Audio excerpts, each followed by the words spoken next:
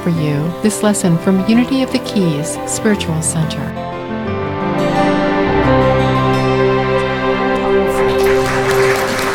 Thank you.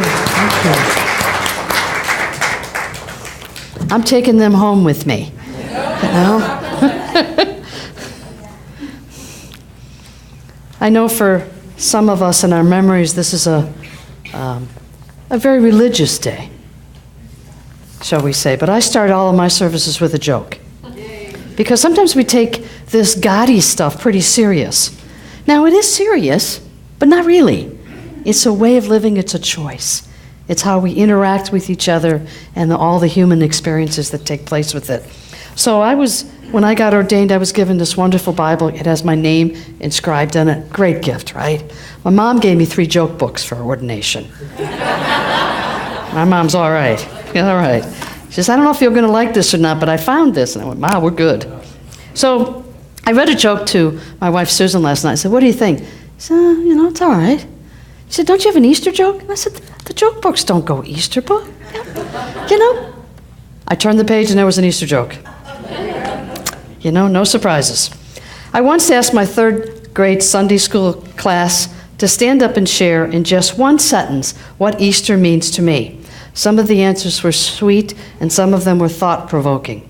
However, there's one that I remember the most. Egg salad sandwiches for the entire week. That's it. That's all I got. And isn't that the truth? I want to share with you a different take on the Easter story. I've given this Easter talk, not the one I'm doing today, because no talk is ever alike. It just isn't. And I'll share with you that I lost my iPad on a plane. And you know how it says, find your iPad? Right? I'm like, well, I'll find it. This will be great. Except when you're not on Wi-Fi, it doesn't work. And you know how they tell you on the planes to turn off your Wi-Fi? That's what I said. Well, every talk I've ever given is in this Wi-Fi. It was in my iPad. Now, I back things up. I get it. I got a hard drive, an external hard drive. I got the cloud. We're good. I go to look and that particular app is not there. It's not there. So I cried for a week. And then I got up in the middle of the night. Some of us have to do that in the middle of the night. And I got up, and I'm walking into the bathroom, and I said, yo, God, this is really... And God said, Mo, you are not the same person you were yesterday. Those talks are not going to be the same tomorrow. And I went, yeah, but all that... No, Mo, forget it. And I slept. And I bought a new iPad, and I uploaded it from the cloud, and there all the apps were, boom, there were all my talks. I don't know how that works. I don't know. I don't try to analyze it. It's just good. So I looked at my previous Easter talks and went, See? So I said, we have to come up with a new one. So I was at a church. I was a guest at a church. And they had they had a speaker who was soon to become licensed Unity teacher. So this church was giving him a platform. Wonderful. And he talked about the death of our human experience. And I was not very fond of the talk at all. And I went, oh my goodness, that's not Unity. And I was frustrated. And I went, well, I'm going to get an opportunity to talk about death again. So here we are. So then you guys accepted my invitation to come today. Because is this not the death story? This man, Jesus, dies. However you want to handle that Good Friday business. And he dies, but then the tomb is opened up and he's gone. And there's this whole story around that. So I'm going to share with you what John says about it, who is the metaphysician of the 4 Gospels. He does some wonderful metaphysical talks. So I'm in John chapter 20. And it's a story you've all heard before, but I want to bring out 4 or 5 points within this story to affect our lives as it relates to our death experiences. Early in the first day of the week, while it was still dark, Mary Magdalene came to the tomb and saw that the stone had been removed from the tomb.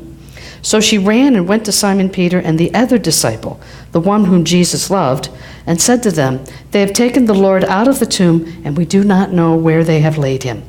Then Peter and the other disciple set out and went toward the tomb.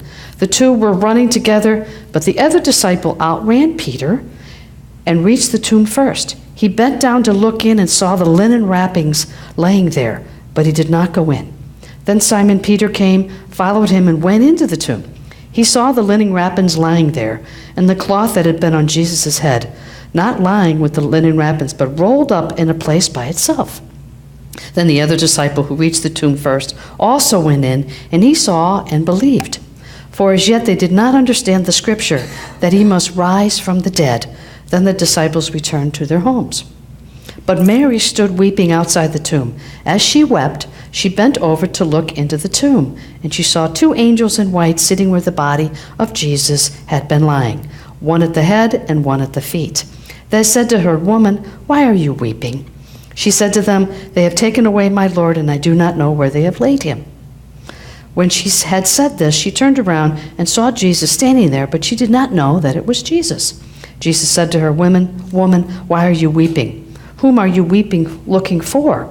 Supposing him to be the gardener, she said to him, "Sir, you have carried him away. Tell me where you have laid him, and I will get him." Jesus said to her, "Mary."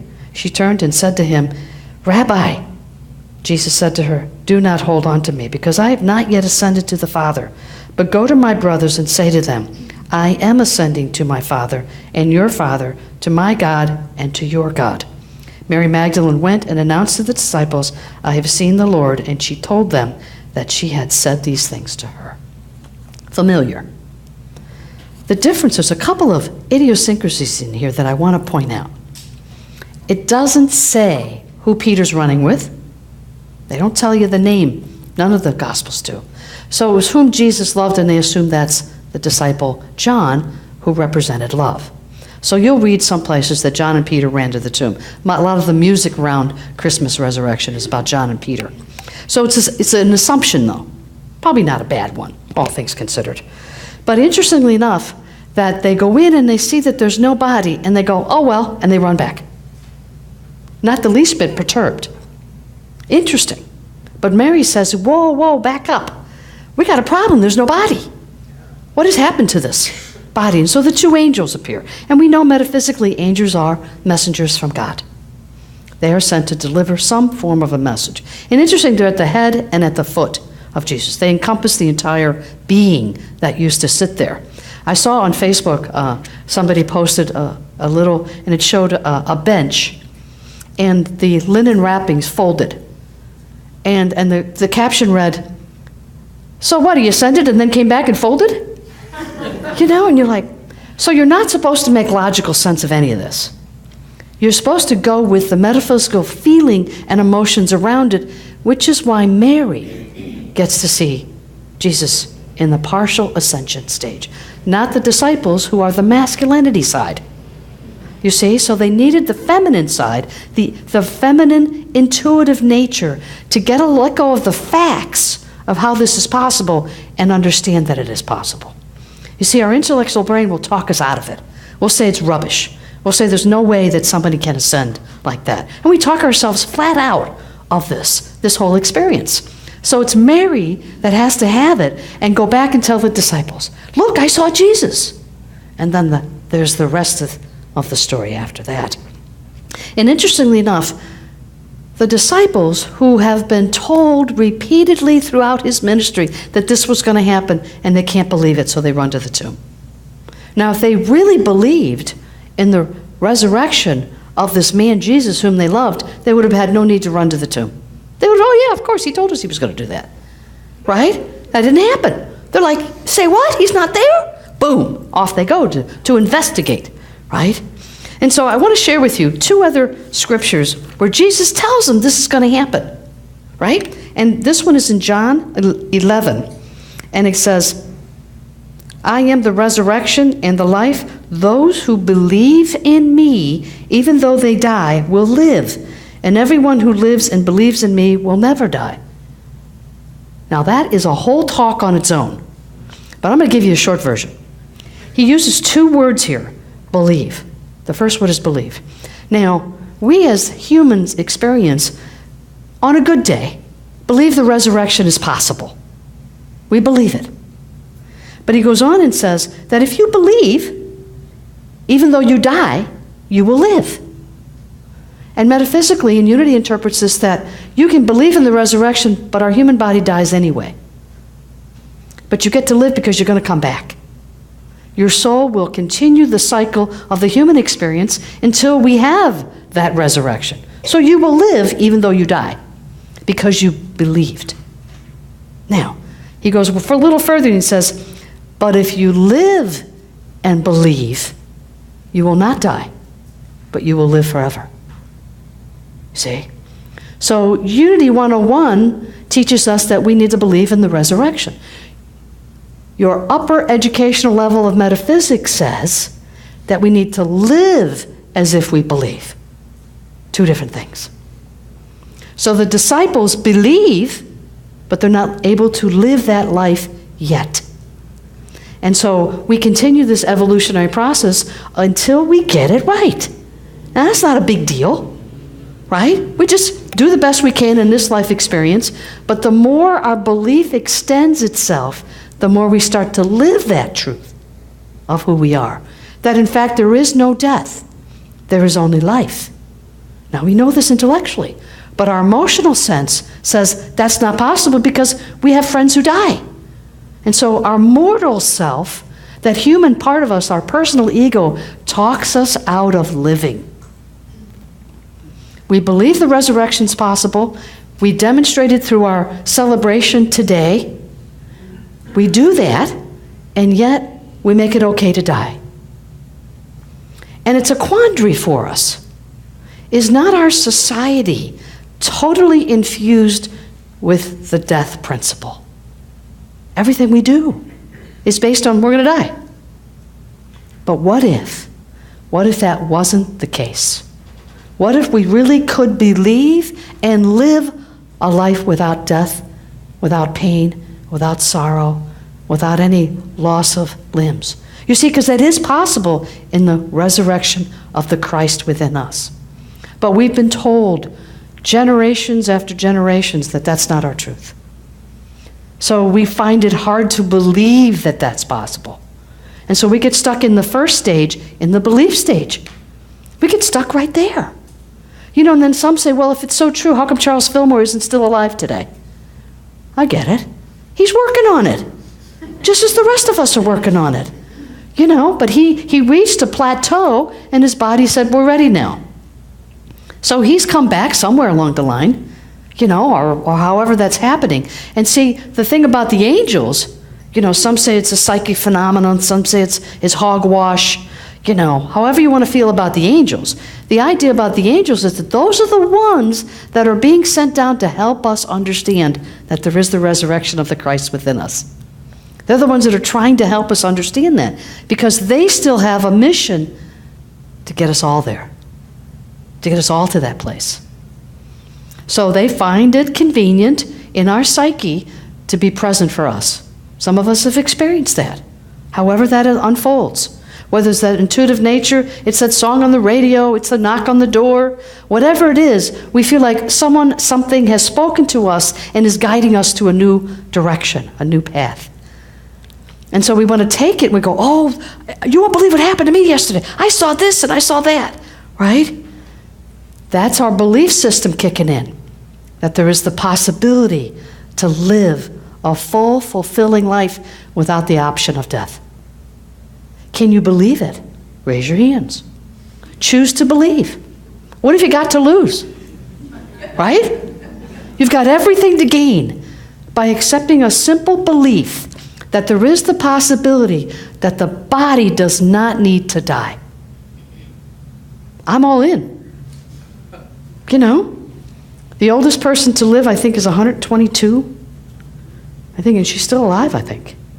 It's pretty cool. And she's still active. How cool is that? And when you talk to her, she'll say things like, hey, I don't want to die. I choose to live. And is it as simple as a choice? Unity would say yes, because the law of mind action is how we run our life. So you see, living and believing that Jesus brings out in I am the resurrection and the life, He's saying, if you believe in him who sent me, not believing in Jesus, but believing in him who sent me, because Jesus is the man who said it's all possible.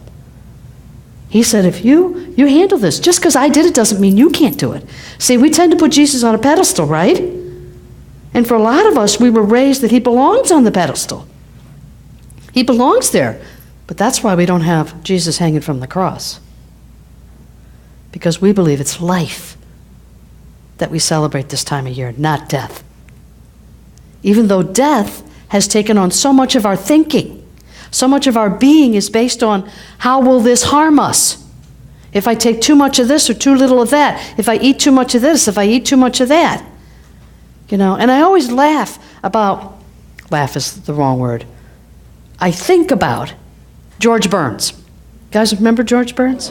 Right? He smoked a cigar every day. He didn't die of cancer. How is that possible? How is that possible? It's possible because he didn't believe he was gonna. He shifted that. Even though everybody around him said, that's bad for you. And he said, please leave while I continue to smoke. I don't want you in my consciousness. And that's the law of mind action. What you choose to believe, you will create in your body. That's the freedom we have to shift what we believe, to no longer take on what is not ours. You see, so if you want to believe that M&Ms are bad for you, please stop eating them. But as for me, I like the chocolate-covered peanut ones. Okay? And I believe they will never harm me. Now, I'm not eating 1,000 a day, right?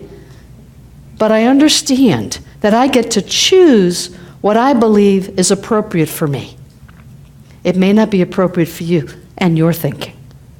As for me, I've decided that I have a contract to live my life happy, mobile, and collective consciousness until I'm 125.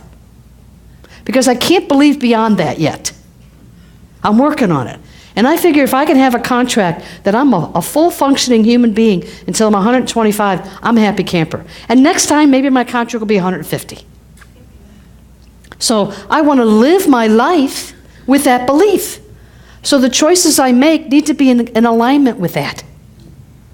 Otherwise, my belief is weakened. You see? So I don't want to hear talk about how bad life is and how I'm dying. Go away. I don't want that in my consciousness. I've changed the channel. Because the news is the death report. So, why are we watching that stuff? And God forbid, don't read the obituaries just to see what age they are. Right? Because we're agreeing with the state of consciousness that says, oh, they were 90, they must have lived a good life. It's okay that they died. Because they're 90. Right? Oh, they're 49, this is awful that they died. You see the thinking that's in there? So we have to change our thinking about that. Anybody dying is an expression of the sorrow within us. And so in order for us to have the true Christ resurrection, we have to believe that there is no death. You see, it's a tough one. It's a tough one when everything around us says otherwise. We have to be steadfast and strong, just as Jesus, our way shower, was. He had to stay solid, that he could not and would not allow other thinking to come into his consciousness. He found it, and he showed us that it could be done. He's the way shower. He's not the one we honor. We honor the Christ nature within us, which is our total connection with God. Jesus is the man. Jesus Christ is the man that recognized how he was the Son of God. And that Christ nature within us is the embodiment of all possibilities with God. Why would God, who we say is good, everywhere present, allow death? Doesn't jive. It's incongruent. Therefore, man has made death, not God. It is man-made. And what man makes can be changed. Like that. It can be changed. Now, who believes? Do you believe it's possible? Go there. That's the first step in that Christ resurrecting within you. Because every time you give up a belief system about being weak, about being in pain, about not having enough. Those are human elements that can be shifted like that. And every time you give up one of those beliefs and take on the resurrection that all is possible, your belief system rises. And the higher it gets, the more you feel and embody that Christ nature within us. And that's what the death of Jesus represents. He says, don't touch me, Mary, because he's in that state where he has not totally transformed. He's totally not made it, because on the human experience, it's possible that that psyche could be harmed, because each of us has to experience it on our own level. No matter what is going on with anybody around us, we choose what we're going to believe and what we choose to give our power and attention to. So are you giving your attention to the possibility of us dying? How are you spending your energy around that? You know? So in your homework assignment, I'm going to stop talking because I could go on for a little longer, and I'm not going to do that to you. Your homework assignment is this. Today, just today, anytime you think about how your life might end, and trust me, you're doing it all the time. I want you to choose. I choose not to believe that, just for today. I choose life, L-I-F-E. Make a shift. Flip the conscious thinking. You'll see pharmaceutical commercials on TV, right? You'll see so many things that support our society to die. Your job is to deny it. To deny its power on you.